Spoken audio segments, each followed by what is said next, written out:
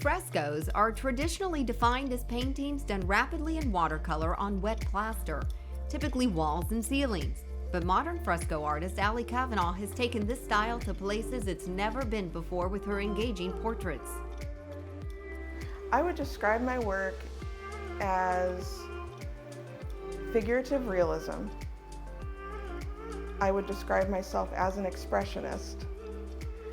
And I would say that my older work, pre-2015, was very literal in its technique and application, and now the technique is a little more impressionistic, but it's still essentially figurative realism. Allie began her career as a professional artist, mostly working in oils, but when galleries weren't showing her paintings, she decided to branch out into watercolor.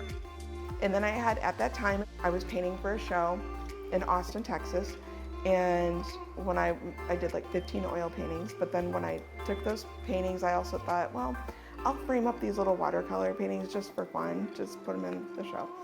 So we went to the show, everyone wanted to talk about the watercolors. Like, I just remember people kept pulling me over to the watercolors, like, these are so amazing, and I'm just thinking, I wasn't even taking that seriously. Those were just like fun little doodles in a way.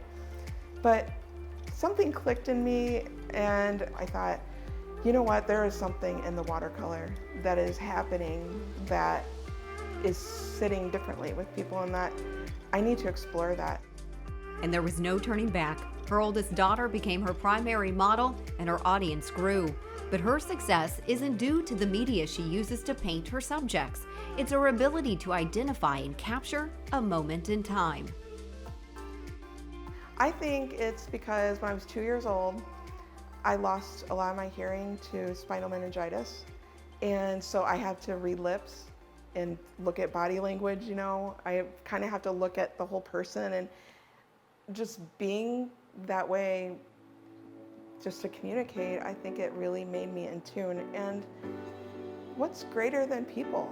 I mean, what's more valuable than people? It's like each person has a story and this mystery about them, and it's just the subject that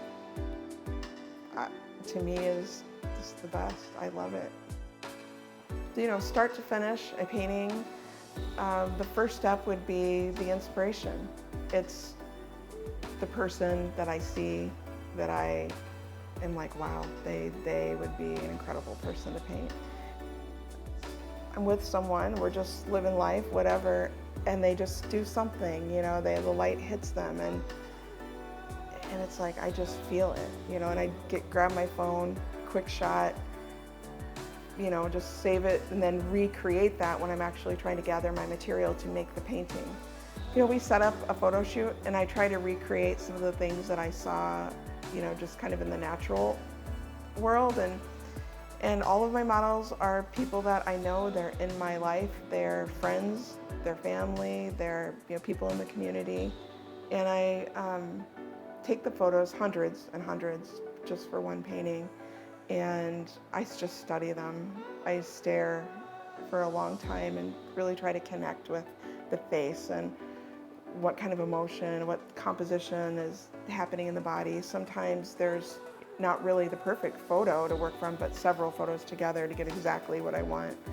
And I draw it out first on the panel, and then I start laying the colors in. I'm always challenging myself with colors, new colors, trying a different type of blue or a different type of green just to see what the material does. And I am always trying, when I'm actually going back to get my reference for a painting, I try to get the person to go inside of their head. It's the mystery of life and existence, and it's like this intangible thing that makes you want to know more and sparks curiosity and all that. So that's what it is. I'm trying to paint them when they get into like this introverted sort of place.